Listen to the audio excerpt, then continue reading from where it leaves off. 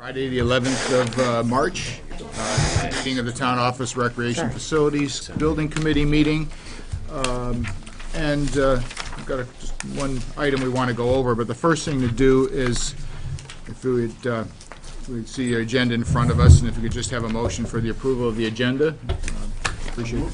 Moved by Dean, is there a second? Second by Victor, all in favor? Anybody in favor?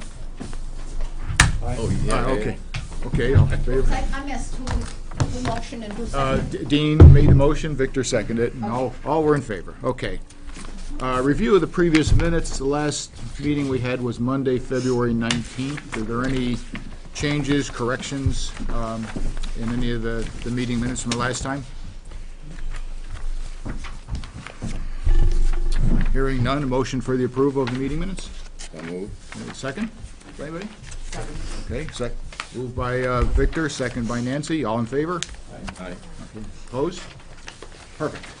Okay, the reason we got together, and appreciate everybody coming on such a short notice, is there's been possible issue has arisen with regard to the striping of some of the volleyball courts in the recreation facility. So rather than me try to describe what they are and get it wrong, I'd rather just, and at this point what we do is just get an understanding of what the issue is and what the options are, not necessarily make any, come up with any solution today, but at least understand what the issues are so that we ultimately move to putting it to rest. So, Chris, you're probably the best one for this. Great, thanks, Nick. I also have Mark Harris here with us, Hey, Mark. representing Welcome. the volleyball organization. In full disclosure, he Okay. works for Breadloaf. But we thought we would talk about the issue that's come up on the volleyball line striping. There's approximately 4 feet clearance from the end line of volleyball to the wall. This happens to also coincide. End line being the two, the Yeah, the ends of the baseline. course. So if you're looking at it laterally, okay. Right, the baseline, we'll call it the serving Oh, line. yeah, okay. And that also happens to coincide with the side basketball court. Same line, Chris? Same line, yes. And as we mentioned, that clearance is approximately 4 feet in the new facility. The recommendations are for 2 meters, which you see outlined in my letter. That distance is approximately 6'6" and 3/4 inches. The regulations state, which I've attached to my letter, and these are regulations from the volleyball 2015-2017 domestic competition regulations as presented by USA Volleyball. They state that if that free zone of 2 meters is not available, that you can add an additional line that's at that 2 meters, which provides you the basis for your serve. And Mark's going to tell me if I'm speaking correctly or not and clarify anything. But after you then serve, you then play the full regulation court without any adjustment.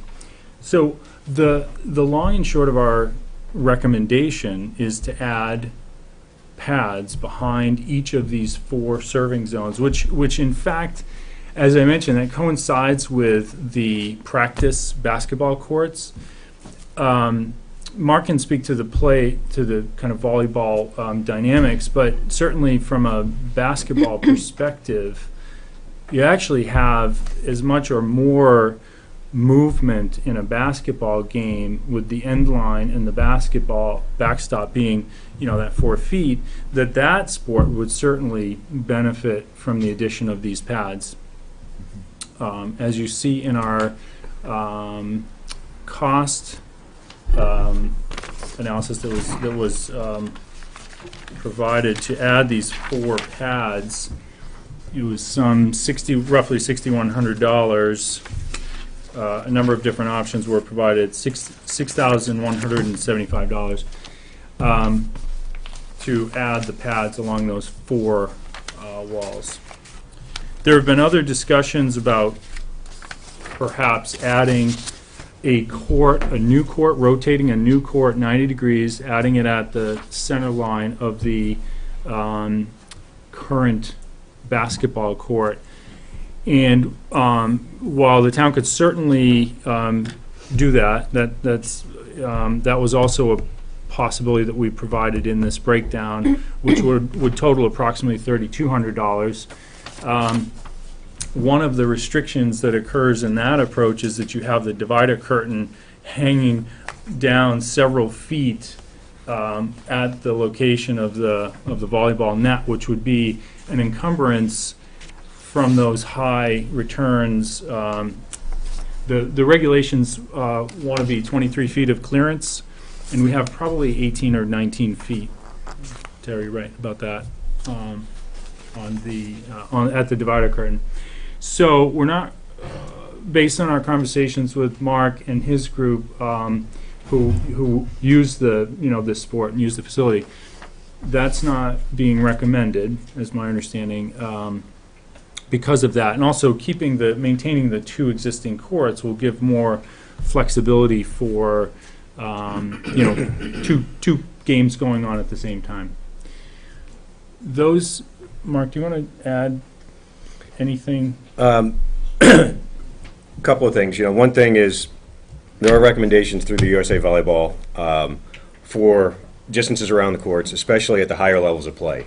One of USA Volleyball's main goals is to try and allow a large number of people access to the game. Mm-hmm. And that's part of the reason for keeping the two courts, especially at the recreation level, where you can have more people playing.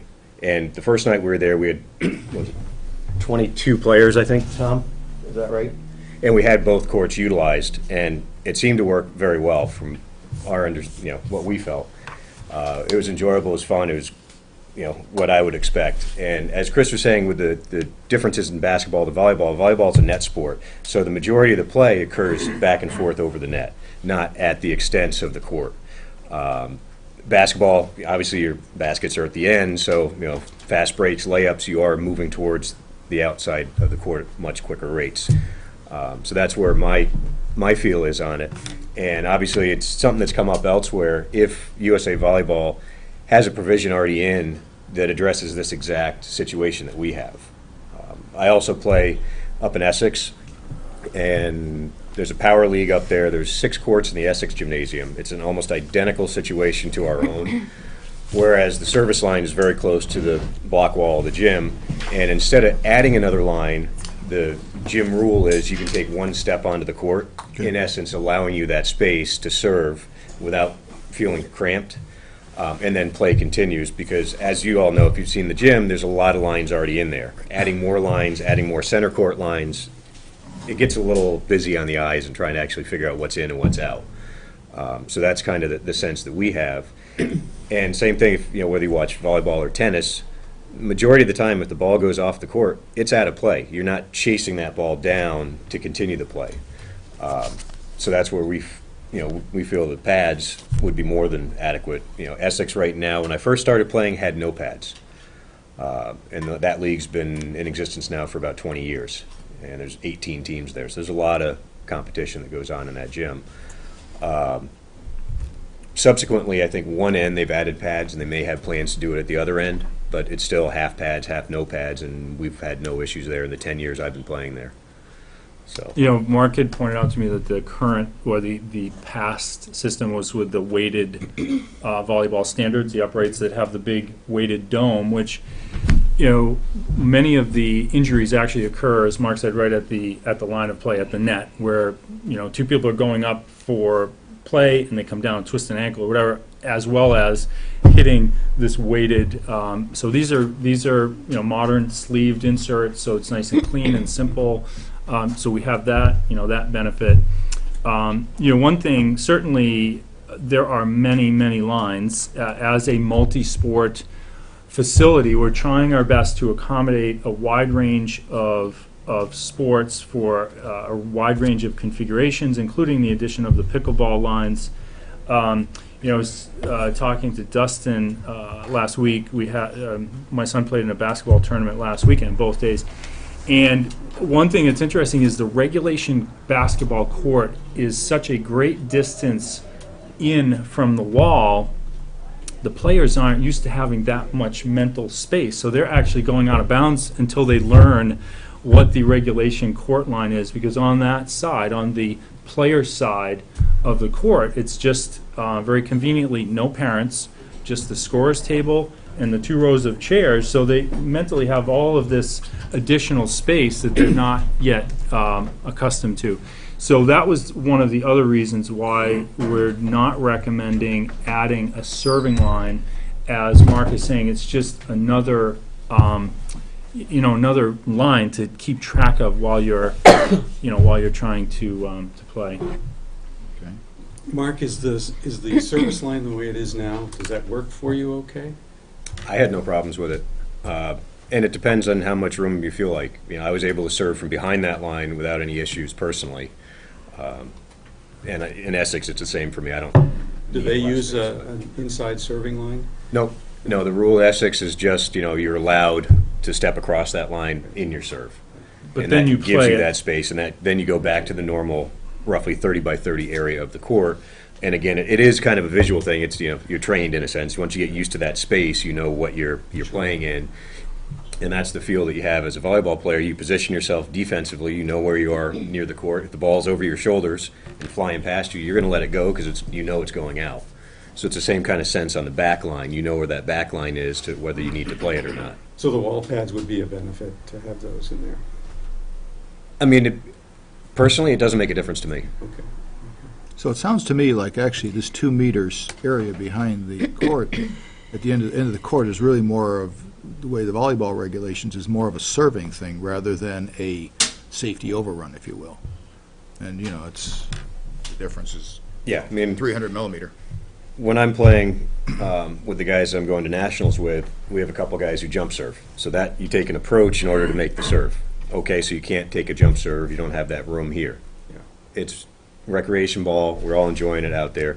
It doesn't make a difference to me whether I can jump serve or not. Okay. And that's kind of where that added space is. And same with the space on the side of the court. As a hitter, you swing out and take your approach in. So that gives you the space on the sides, which we have plenty of space for that at this point anyway. Nancy? Yeah, there's extensive room on the sides. And interestingly, just for everyone's information, the practice basketball court line striping, if you go there and take a look, there's only 2 foot 10 inches of clearance from the side basketball, the practice court, to the wall, right? And again, that's a dynamic sport. And one could argue that entire wall, which would be the east and west walls, there's the padding there that exists now as part of the regulation basketball court. But, many, many courts here in Vermont have that sort of clearance all the way around, under 3 feet, for sports such as basketball. Okay. So, Nancy, you have something? Just for clarification, so are these, and I'm sorry, I don't know this, I haven't looked at it that Sure. way.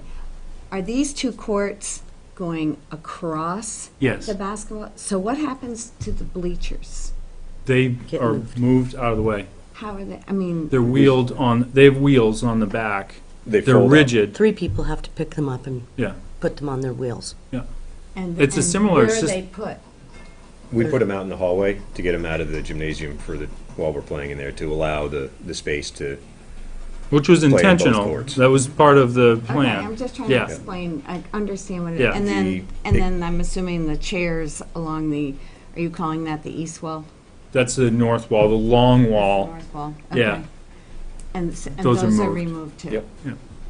When we were in this gym, it was a similar situation where we'd have to fold the bleachers up. In this gym, however, there's no place really to put the bleachers. So the bleachers, when they were folded up, you'd have the uprights that were on the floor would be right at the end of the court, maybe a foot off the court. So being able to fold them up and roll them right out of there, again, is additional level of safety that we didn't have here, and we still had no issues here playing, again, because you know where you are on the court. So right now, with it going across and the bleachers out of there, you only have 4-foot clearance on either side. 3 Well, foot 9 inches. I'm Yeah. sorry? 3 feet 9 You're inches. 3 feet 9 inches Yeah. on either side. And I think as was pointed out, our issue where we have to come in is liability, I'm sure, right? Big time. I mean, that's, as far as like, This, For the it just seems to town. me to be a bit ridiculous to think about having to turn this court to the middle and eliminate a court. I'm not talking about that. But I know, but that's the alternative if we consider the 6-foot clearance as being the minimum. Just doesn't make sense. No, I'm not suggesting that. I know, I'm but that's just, one of the options. What are you recommending, Terry? Well, I guess where I'm stuck, Chris, quite frankly, is that this was never brought to our attention. I think, for me, that crossed the line of integrity and being unconscionable, that the committee never knew that this situation was going to occur. And if the gentleman from the university that came through and toured the facility had not pointed it out, none of us would be having this conversation. Someone could have gotten hurt, and we'd be in a world of hurt in terms of liability, because we would have nothing to say. We would say, gosh, we didn't know that. And that really stings. For me, that really stings, because a lot of money is being spent on this building. And it's not just us who are sitting here today. This building's going to last 10 years, 20 years, 30 years. Crash pads, great solution. If you know those bleachers, you know they're razor sharp. They're metal, they're aluminum, they're razor sharp. I can tell you that because I put them together, and every single person who helped had a Band-Aid on their finger at the end of the day. So putting razor sharp bleachers along crash pads are going to destroy those crash pads really quickly. And so with them, what are we going to do then? When they're ratty and raggedy and full of holes and full of rips. I have crash pads that have not been installed yet at an end of a basketball court where there are door handles. But I have crash pads at the end of a gym where there are no door handles at all, which is, moderately safe. But they're on back order, they're somewhere out there in the universe floating, but have not been installed. So I don't know when you can or are going to be able to come up with these crash pads. I guess if you want to know more, we have a joint use agreement with the high school. We're on their land. We built this building, we formed a joint use agreement. When they can use our building, they use our building. When we can use their locker rooms, they'll use our locker rooms. What if Sean or the high school, when Sean's long gone, 10, 20 years from now, they want to host a women's or men's volleyball tournament? What do? We put signs up that say this line does this, and then do this after you serve, and these crash pads will take care of the fact that you might bash into them and break your neck anyway. I think you can do those what-ifs on any sport, Yeah. Terry. I'm sure, I'm just, You could go to the ends of the earth. Ask and me never what I be thought. completely safe. I just think it's, So what it comes down to, it sounds like what our options I come think it's a down lot to. of money for a mistake. Well, I think what it sounds like is our options are, as I hear it, one is put in a serving line, leave the orientation the way they are. We put in a serving line. Option B is not put a serving, leave them oriented the way they are, have this volleyball rule that allows a step in. Sounds like it's a commonly used scenario. Or option 3, and that allows us to continue having 2 courts and the maximum utilization. Or option 3 is to orient and have 1 court at a 90-degree angle, and the issues that are associated with that. Is that what we're hearing is the 3 choices? I have one more question for you, or probably several, but programmatically, does it make sense to have 2 volleyball courts? We don't run a rec volleyball program, we run a drop-in program only at this moment. Further down the road, I can't answer that today, Nancy. And when the pads, I'll get to you in a second, Sean. And when the pads are in, though, would be put in, do I hear then the bleachers would always be relocated out to take away that Correct. wear fatigue scenario. Until they have to be put back in against the bleacher pads. Okay, Which could be accommodated, Yeah, yeah. in my opinion. Okay, In what way? You would protect the back of the bleachers with some coating, some taping, some material that takes those edges off. You could, if they're sharp, perhaps it makes sense to file the edges of them anyways. okay. Sean, I'd like to hear your, Just to kind of Terry's comment about the high school's shared use agreement and potential use by us, you know, we're governed by the EPA and NFHS rules as far as court dimensions. We don't currently have a volleyball program. There is an interest in our school to start it. Our gym is not currently set up to accommodate that. Same issues, our end lines are far too close to the bleachers and to the walls. So the ideal was to be able to move over to the municipal gym, knowing that they were going to be putting this in. And I guess I have a question as far as the Essex gym that you're referring to. Is that Essex High School? And do they have a center court where they play their matches? I don't know that. I know they do practice on the side courts because I've seen them there practicing.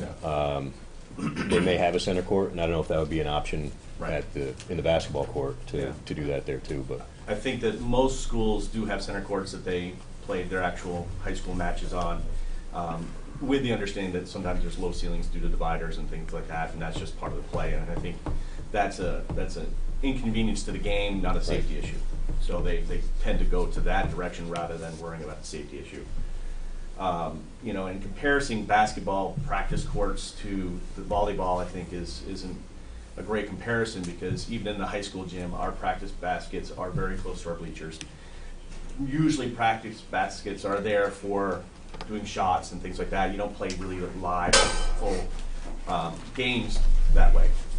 So I just want to be careful that we're not making comparisons saying, oh, we do this, so therefore for volleyball it should be fine. And I also do question, there is play out the back.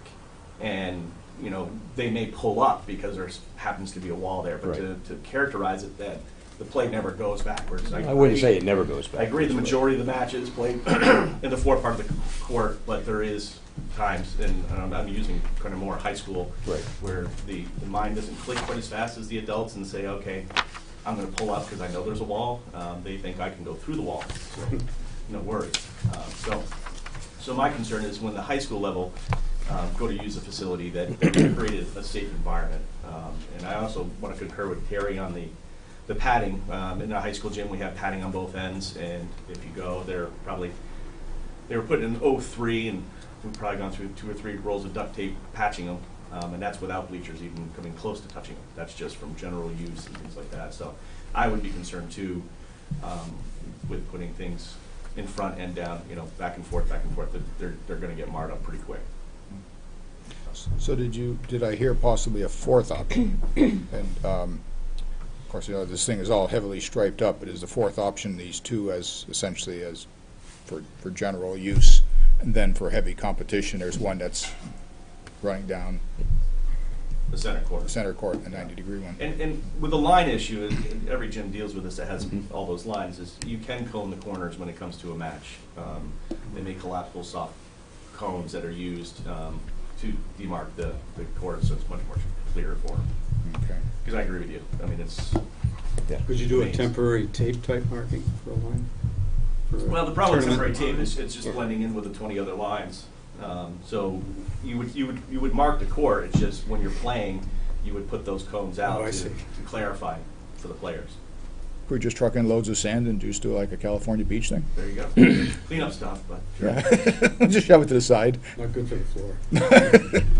So, I, yeah. go on. No, what do you have to say, Nancy? No, Laura was, Well, I'm just trying to understand, Sean, if the padding is something we do or we don't do?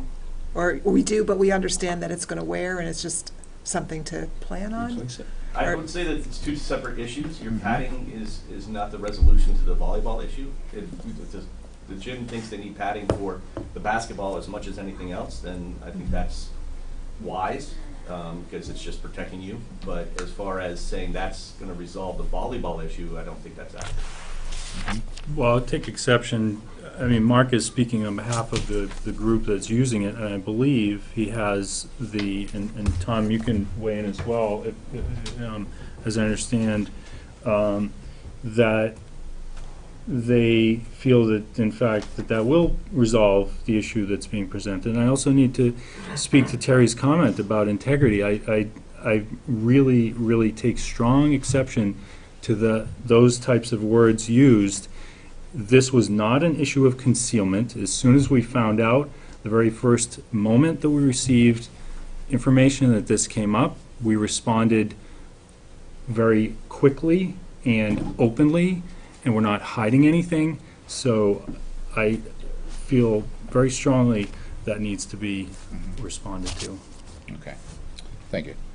All right, so, again, our options come down to a line, leaving things oriented as they are, and they have a line, leave it oriented as they are with a step-in rule, doing a complete 90-degree orientation, and eliminating the two outside, or leaving one of the first two options available, plus for competitive purposes, the court could be oriented and coned off in the middle.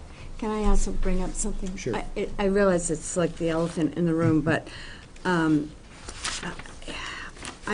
struggling with having to pay for it. And I go back to when we found out that the bleachers that we were going to be moving from this gym to the new gym didn't fit. And I just Thank you. felt that was a large oversight on Breadlove's part, that not to know that. And that was an added expense for us. And now, I'm looking at this, that it's narrower than what it should have been or what been for planning volleyball or the activities that go in it. I don't know anything about the activities that go in it, but I am having a hard time. I had a hard time swallowing buying the bleachers, and I'm having a hard time swallowing buying pads that we wouldn't have had to have if indeed we would not have had to have them if it had been properly sized. So I just have to say that. Okay. Sure. I mean, I think there are really two issues here. One is safety and use, and the other is who pays for it and how much. I think what we should really be talking about here is safety and use. In other words, what's the best solution so that no one is going to get hurt, so that we can make proper use of the space. For example, say adding a third in the center, I think has been pointed out, high schools have, and so on. The question of cost and who's going to do it and how it's going to be done and how it's going to be paid for is really, I think, a select board matter and should be discussed there. But I'd like to get back. I mean, I don't play volleyball. I don't play basketball either. So I'm not. But I'm aware of the fact that the body moves and contact of the body with a hard surface when it's moving swiftly is not a good thing. However old you are or young you are, and so my concern really here is with safety, that we have this situation.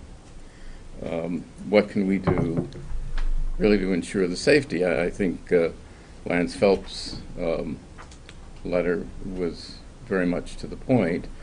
Is this a Band-Aid solution, or is this a solution that really is going to guarantee safety of people who are playing? We want to use the gym as a recreational facility for the well-being and the enjoyment of all the community, and we want them to go there and with the assurance that they're going to be safe. I mean, they're going to be playing and so on. We can't absolutely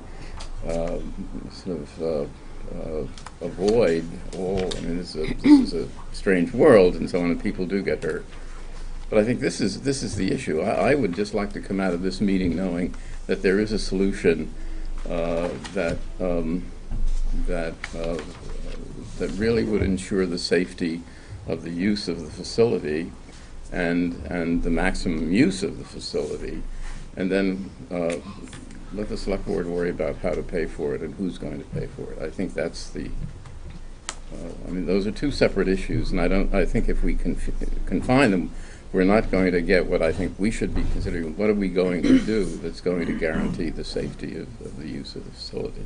And we did have an opinion Kathleen received from the League of Cities and Towns from a loss control supervisor that said the solution being proposed with the padding was acceptable to them. Yeah, I'm not, that's very brief and Yeah, that's summary. secondary. I'm not- It is, but I mean, just Yeah. the same as, this is the insurers. Yeah, but I mean, I think that's, again, another, I mean, what, I'd just like to be, leave this meeting assured that we're on the right track and doing something that's going to guarantee safety and full use of the facility.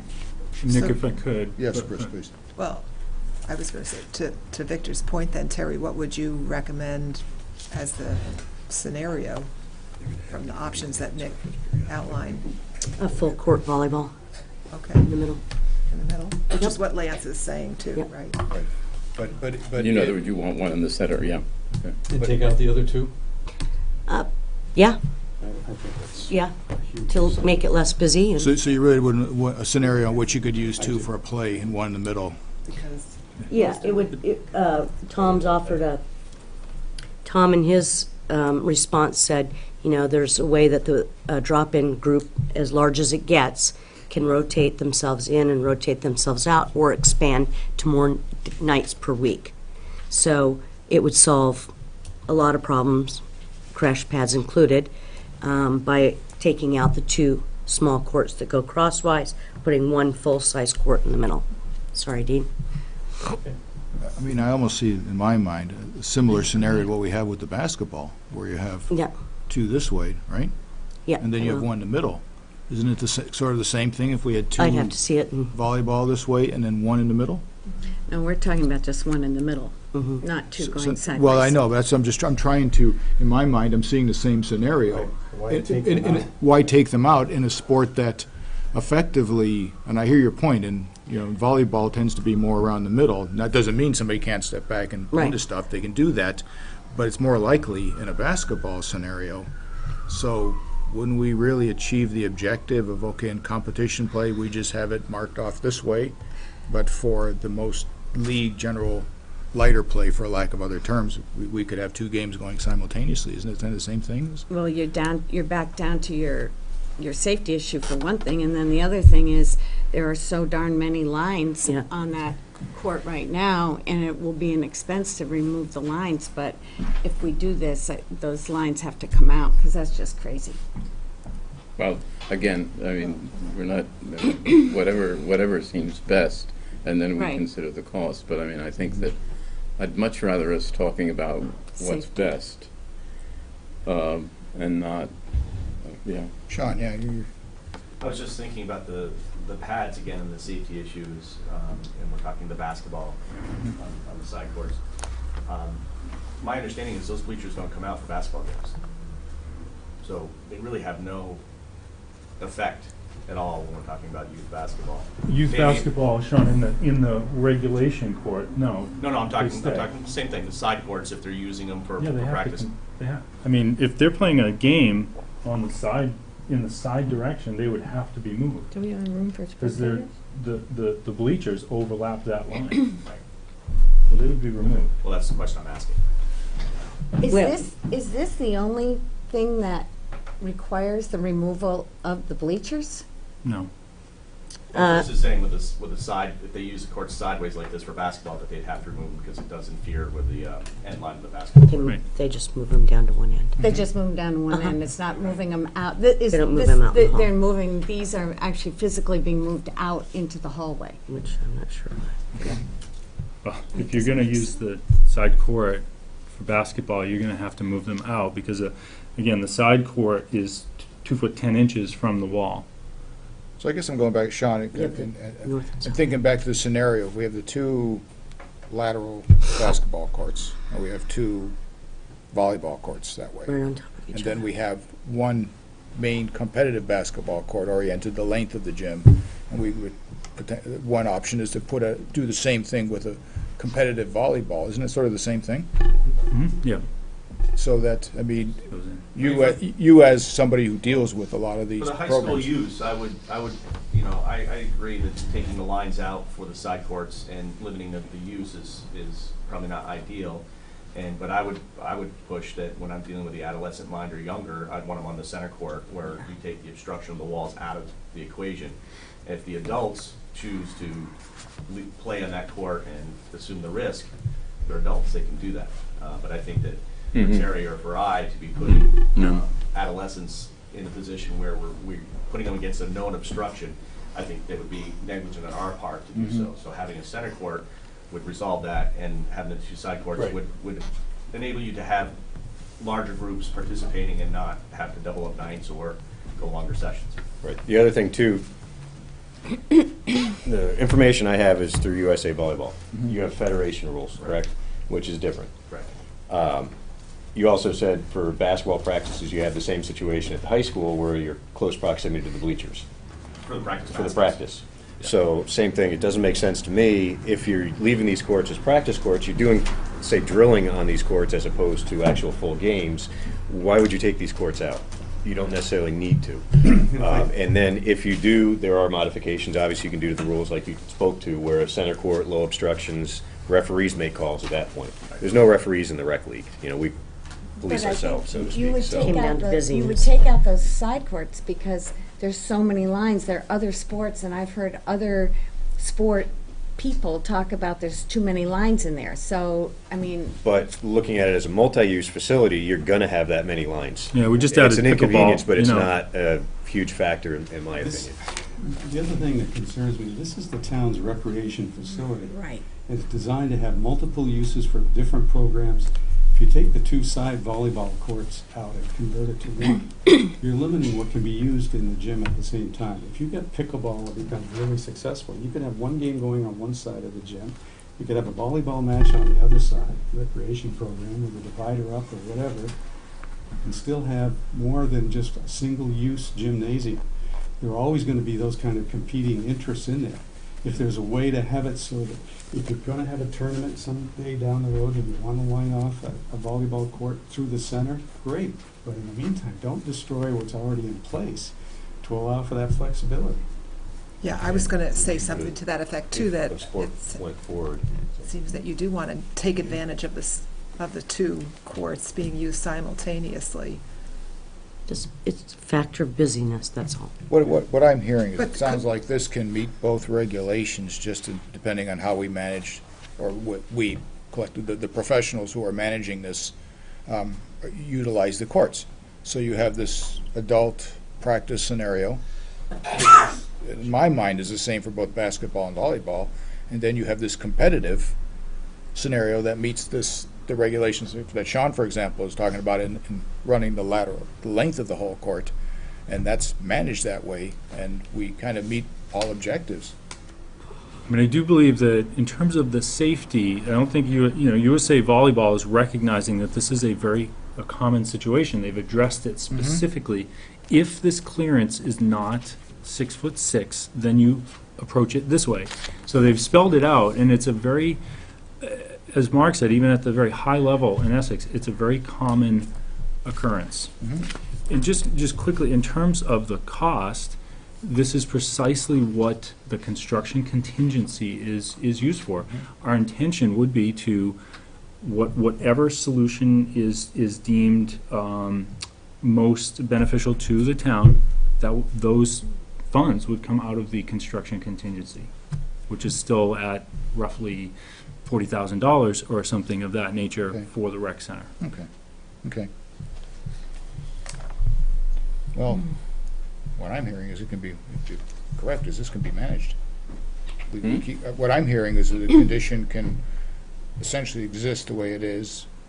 The padding makes a lot of sense for the horizontal courts, and then in a competitive mode, it would be, or Center court. It's center court. It's center court. And then from what Sean's saying, that could be coned off. Is that true? Without any sort of striping on the floors?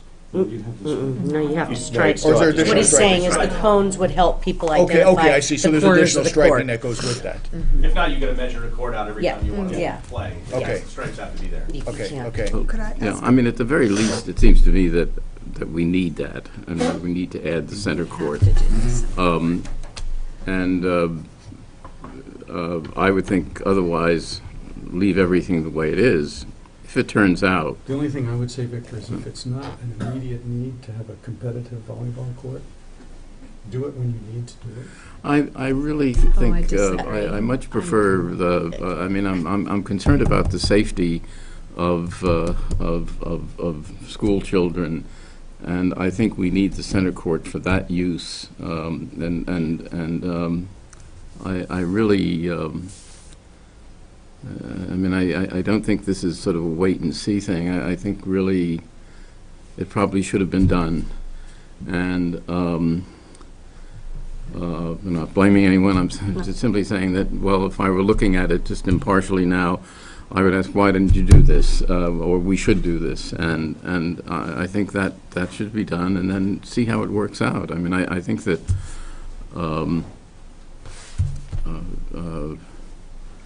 and then, of course, you know, the padding,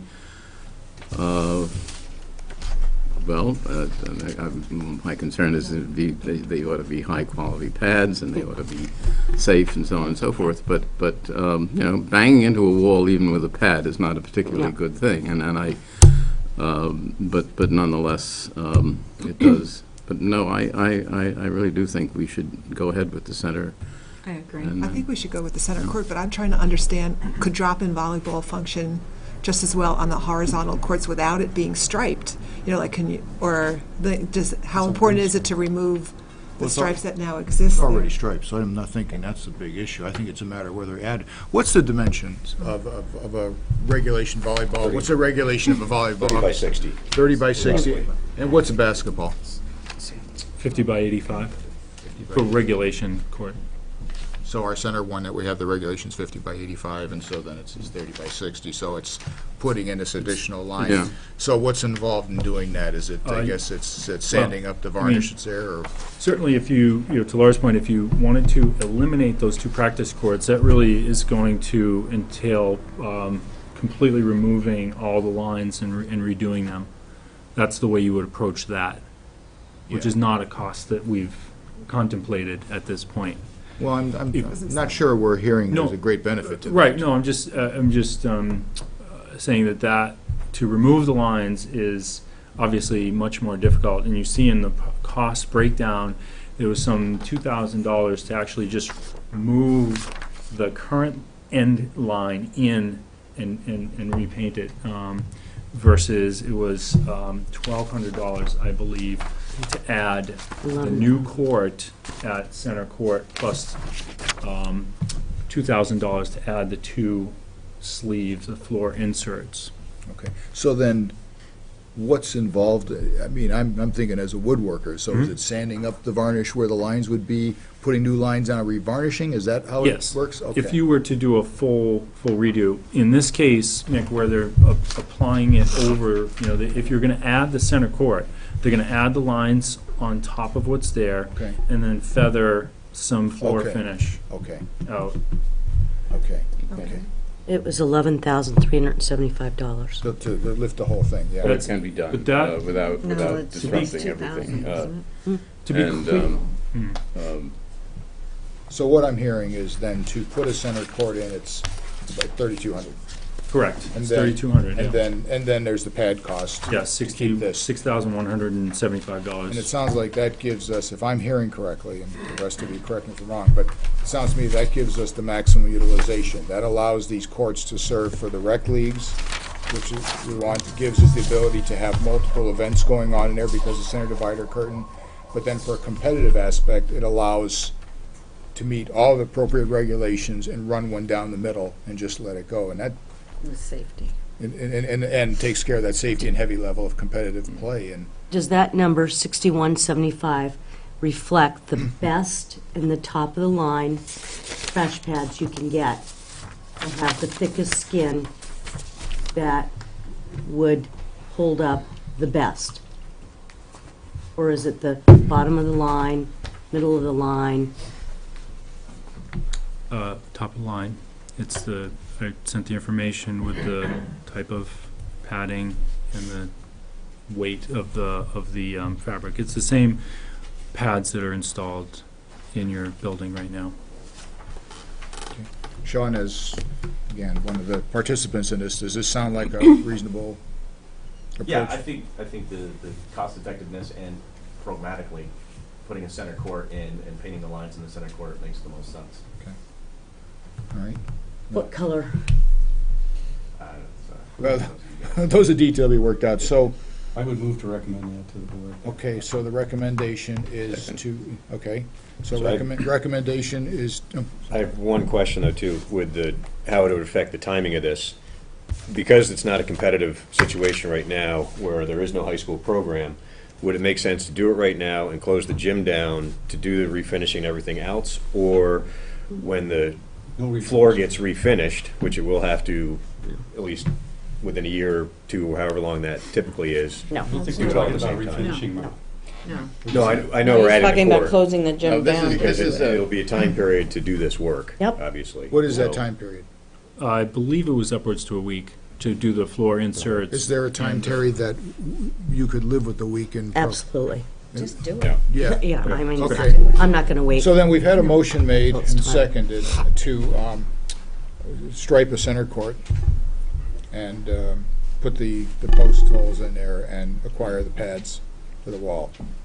Is that's the motion? Okay. Any other further Leave the discussion? Wait a existing minute. courts. And leave the existing courts. In other words, just add something. Yes. Could you repeat that, Nick? It is leave the existing courts, volleyball, add a new center court, stripe a new center court with the lines and put the post holes in there, and then acquire the pads for the And drill new holes for, for the center volleyball posts. standards. Yes. Okay. So basically, it's everything that we have on our contingency pricing form minus the revised existing volleyball line. That's and right. this is at our cost. No, it is We not. have not. We this is- invest to No, be this determined. is, This select board will decision. decide Thank that, board yeah. decision, but we do Thank you. have some, But There what are- we're recommending is okay, this modification of the yes. Thanks. So, yes. addition of the central court, Thank you. really. And it's for use and safety. Yes. Dean. One other, not to throw a fly in the ointment, but drilling the holes and setting those in the center court, is that something that would become an obstruction No. to playing basketball? No, it's They're recessed, flush. the top is flush. Okay. Any further discussion on the motion? Who seconded it? Victor seconded. All in favor, signify by saying aye. All right. Opposed? Now that we got a solution. Thank you. Appreciate all the input. Glad you came, Sean, because that really was very beneficial. Thank you for your. Oh, thank you very much. Thanks, Mark, that was really helpful. Thanks a lot. Thanks, Tom. Is there, just before, is there anything we need to, okay, yeah, so we'll take care of that. Otherwise, our recreation facility is up, running, it's been. Yes, that's right. It's been, the participation and the enthusiasm of the facility's been tremendous. It was a nice open house, thank you. It's just fun to go over there and see people come in off the street and play. Unreal in the afternoons. Unreal. Yeah. It is just wonderful to see. Unreal. Are you keeping numbers just as a?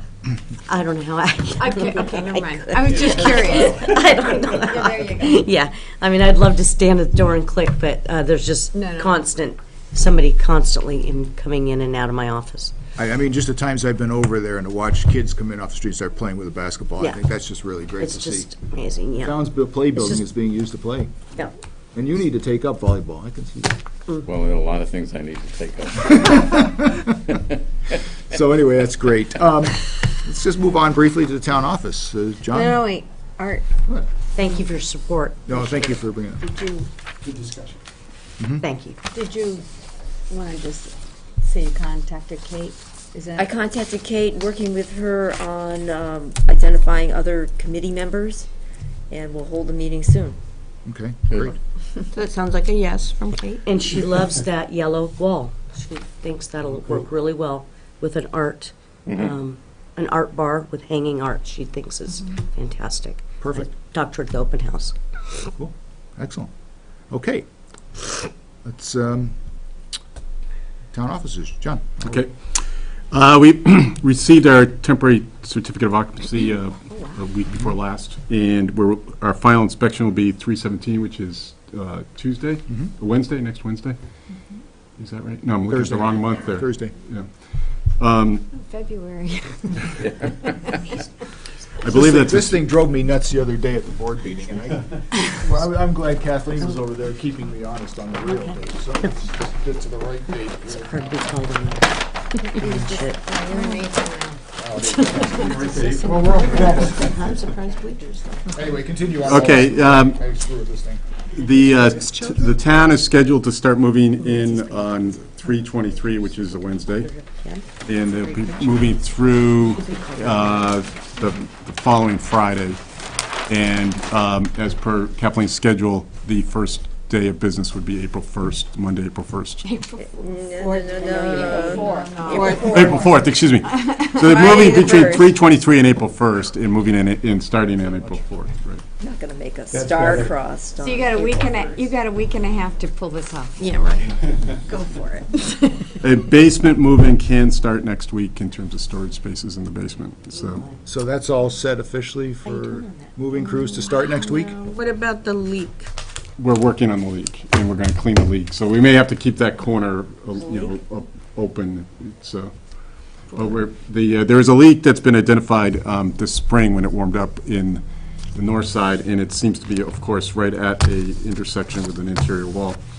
So it's in the corner of the clerk's storage and the corner of the janitor's closet below the stairs. And we think Dan Heath thinks he's identified where the leak is, and NICOM, who's the waterproofing subcontractor, is coming out today or tomorrow, I believe, to start working. Today, I believe, to start working on the proposed solution for that. And we've identified that as a space that we wanted to cleaned up and then sort of observed, so make sure that if it shows up again, we can, we're related. How long a period of time is that usually before you feel like, okay, yeah, that's been corrected, and we know that? Leaks can be, just drive you crazy. I Once know. So, I mean, we're really, I don't want to make any promises, but I'm sure they'll flood test it and do everything they can to make sure that it's been identified and fixed. It seems to be, it's someplace inside the wall. So what we're doing is basically, we're proposing is to carry all of the drainage fabric and everything that we have against the foundation walls, which lead down to drain pipes down at the footings, 10 feet below grade. We're carrying all that drainage right up to the drip strip that you see on the surface. Right now, there was a layer of dirt in between the two, wasn't seen as an issue. Now we want to make sure, so that any water that gets against the wall, against the brick wall, travels down and drains out, so it doesn't just sit there and sort of make its way through the brick into wherever the leak is that's behind it. On paper, we don't understand where there could be a leak because it's all waterproof behind there. So it's just something where Dan's working on chasing that down. So it's an issue, so it's, that we're working on. But the large majority of the space you feel you could start moving into? If your stuff is out. Yes, we're moving our stuff out, yes. That is true. We do have a lot of subs that are being called daily to get their storage things out of the building now that they're done and so forth. So. Furniture delivery starts March 21st, and will take Okay. Several days, probably 3-4 days.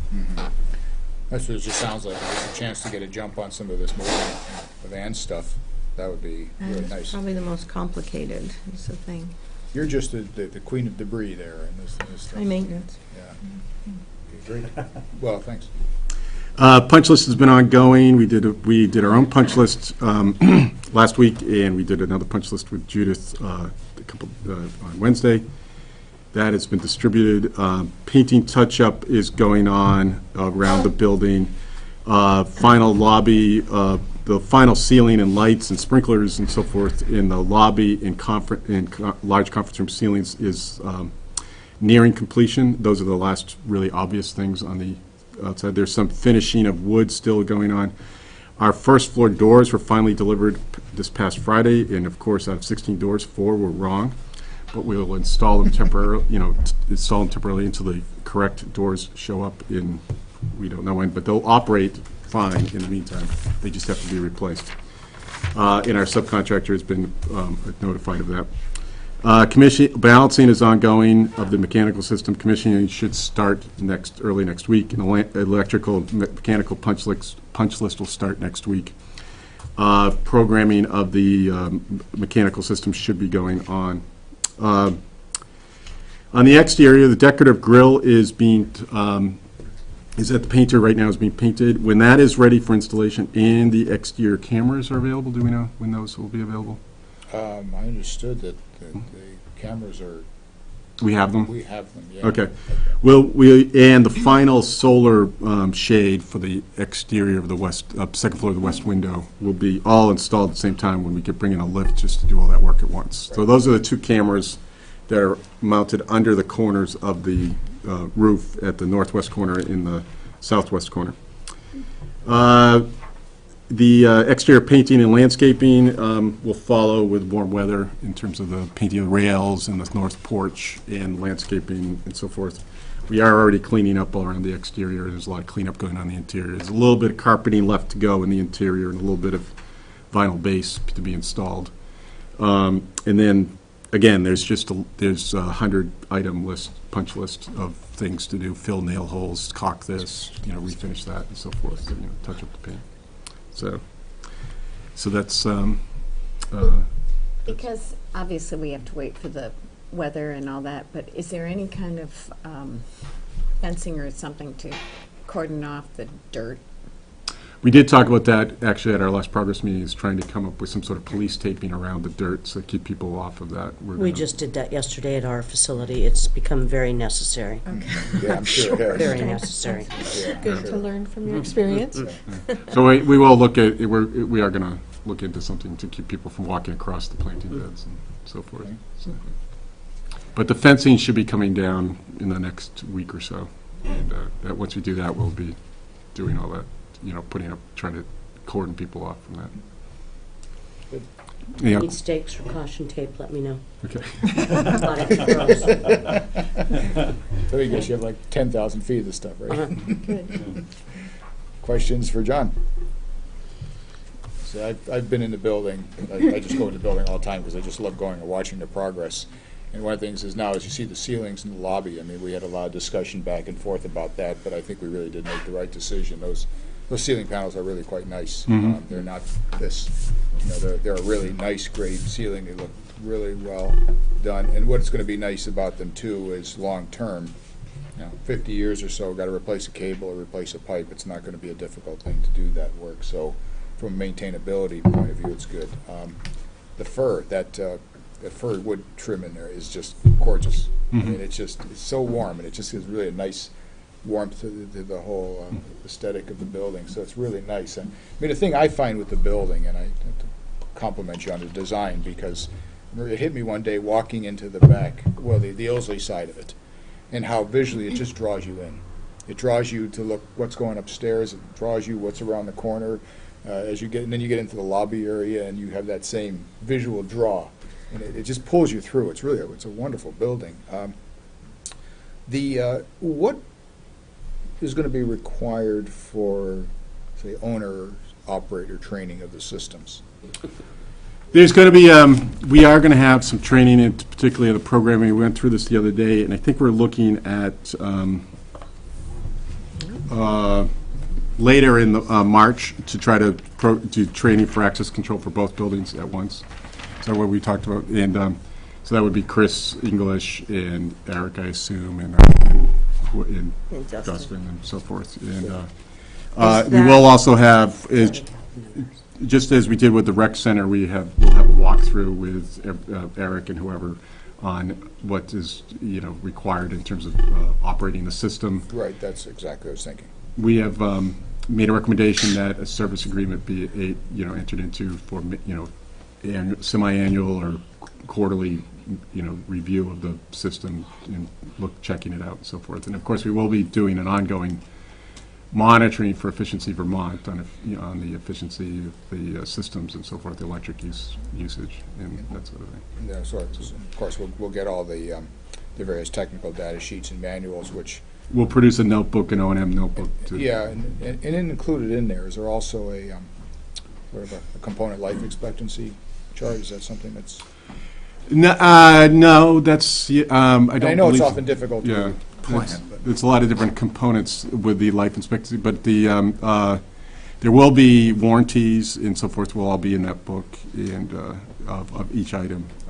But life expectancy, I don't know, I think we need to maybe refine what we wanted to get to life expectancy. And if you wanted the mechanical equipment, that's fairly easy. Yeah, no, and we actually are in communication with the people at the facilities at the college, and they have a model that they use for Okay. sort of evaluating. What we're trying to do is we're trying to get ahead of this so that we don't end up with these crisis replacement things in 15 or 20 years when all of a sudden a compressor goes. Right. When we've, and it's 5 years beyond what its design life was. Right. We want to get to the point where we replace it before we get to that failure point. Right. So that'll be the advantage of all the manuals. But, thanks.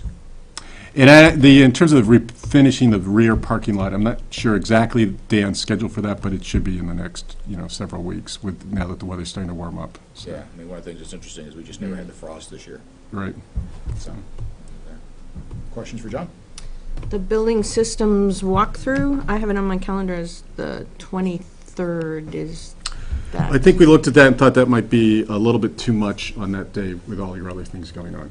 Okay, so do you have an idea of We were looking tentatively towards the end of the month or the beginning of April. more like 30th, more around 31st. the 31st? 30th through the 1st, in there. Okay. All right, and then the furniture installation obviously takes a few days. I think that kind of affects people's schedules in terms of kind of moving over. Once you have your furniture in, you kind of can see better where you're actually moving things to and that. So what is the game plan in terms of like what goes first, and if it starts on the 21st, what's happening in terms of 21st? And We'd have to talk to office environments. John doesn't know Okay, so you wouldn't what the office setup is. schedule of that. Okay, so office environments will be coming down on the 21st.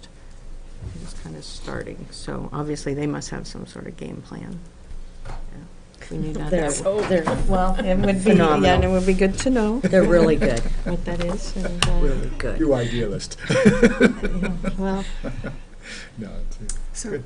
I have a Laura. question regarding the display monitors, Mhm.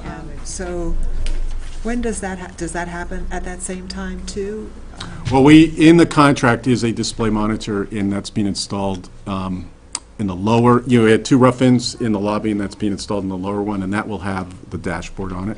Okay, Beyond that, it won't really have much content at this point, but it's available for more content to be installed on it, through by the town, so. so it will be operational Mhm. right away, okay. I'm just thinking of the open house. do we know who will be operating it? You are. Chris, I'm sure, will be operating it. Okay, so. English. Other questions? Have plaques, signage, that kind of stuff, like the Rotary and all that? The signage is ongoing. The dimensional sign should show up soon. The sign over on the exterior in the front of the curved sign we're having some issues getting them an accurate radius that they will accept and so forth. We want to make sure, because it comes out on a rail, and so we want to make sure that rail is exactly the the radius of the curved roof, the curved parapet. But the other signs are the actual little individual room signs have all been installed, and the dimensional signs that are over the town clerk's window, over the vault door, and so forth should be installed in the next week. So, and that includes the Rotary meeting, the symbol, and then meeting room sign over that window, and so forth. And then large, conference room, et cetera. And then there's also signs on the second floor over each of the main doors on the second floor, planning and zoning, town manager, et cetera. So restrooms and so forth, so. Dick, do you say? Nick, I just wanted to say that MCTV has offered to set up a similar content type display on the monitor, on one of the monitors in the lobby. Now, we can set up exactly the same thing that we have running in the library. And this could be something just to get things going, and it might, you might want to do something different in the future. but we've been, been thinking of that all along, that we could just duplicate the sort of thing that we do in the Ilsley, at the end of the hallway as you walk by the circulation desk in the library. So that would be on the second monitor. I'm not sure which monitor, but this has sort of been a standing offer that we've had in the beginning, and we're ready to follow through on it. Okay. And it's something that there's an awful lot of digital signage options that are out there. Some of them are not really expensive, some of them are very expensive. But I think what we're offering is something that we could do that would just get the whole thing started. Well, that sounds quite good. Does everybody Sounds agree good. that sounds a good idea? Well, who manages the content for that? Well, Kurt would be doing that to some extent, and obviously we can't let it become an overwhelming thing. Right now, he manages what happens in the library. It's a keynote slideshow, and so like I say, there are a lot of options out there. We know of some vendors that have ways that different organizations can have login ability to digital signage, and where they can create their own slides, and then the whole thing can be managed from their ends. And these are all options. As long as it's not a real big deal, we can get it up and running. And it wouldn't be something where there would be a big expense to begin with that would be lost if you went to another system later on. Nice. Okay. It sounds good. I don't know if we need a motion for that. It just sounds Now, like a Chris great- has been working with Dick on Yeah, this. so it just sounds like a great idea. Thank you, yeah. Mm. Perfect. Excellent. Thanks a lot, Dick. And hopefully this new place will work out really well for you, too. But I know MCTV and Dick have been incredibly helpful in a lot of the communications aspects of the new building, so it will work out well. Thanks. Good. Any other questions or comments for John?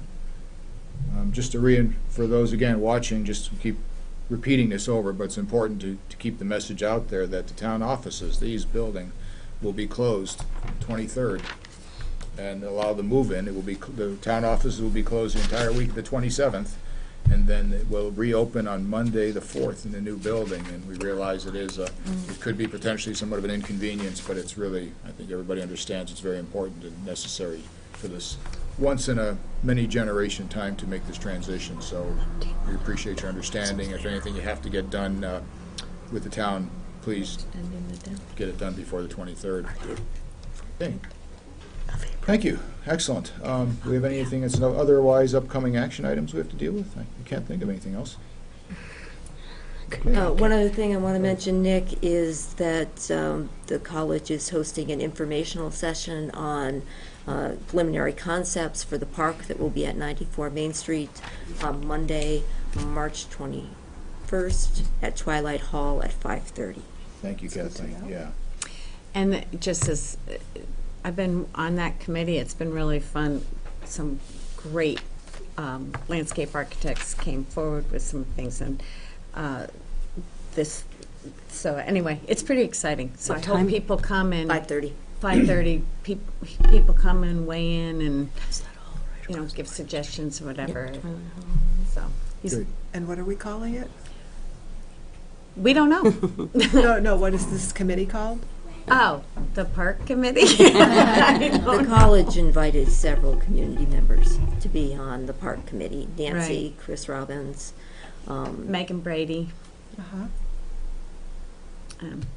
That's who it is, so And then their college people, Jen Bleich, Tom McGinn, Ted Dunnican was originally on it from here and has remained on it, and Dave Donahue, 2 students have joined us from the architectural, and it's been really a very fun process, but looking forward to having the community input part of it.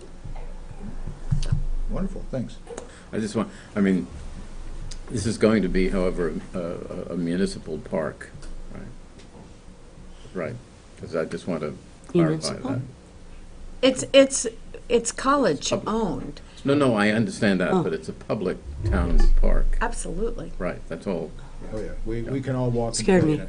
Yeah, Scared me for a minute. We can all walk and play it's in it. not gonna be one of our town parks. No, it's not going to be one of our town parks that we're going to have to, in other words, the college is going to maintain it and so on, but it's going to be a public park for the town. Yes. That's You will be able to sit there and sit with your, Absolutely. you'll be able, you can sit out here That's with the your one thing premium I on want to be Sunday. very clear about. Absolutely. If it's In been. perpetuity, No, no. yes. Open yeah. space. No, it's been great. Good. It's in the agreement. I'm concerned about, Probably gonna just be to called- reemphasize the use of the property, that's all. Yes. Probably be called Creamy Park. Creamy Park, that's right. Uh-huh. I think you're right. Okay, that's nice. that. Okay, No, I didn't want to create more work for you, but. No, thank you. anything else, Kathleen? Any There is- other upcoming? Okay, Victor, any comments? No. Dean? Just that I hope at our, will probably be our last building committee meeting, we have it in the new town office.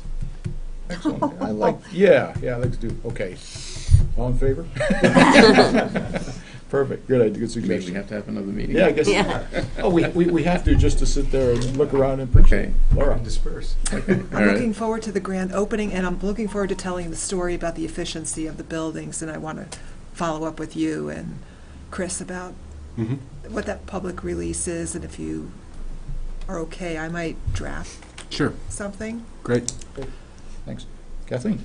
Nothing, thank you. Beth? Terry? No, thank you very much for everybody's support. You bet. Thanks for the great stuff you're doing. Ann? You have your work cut out for you, don't you? Yes. Right. Nancy? No, good.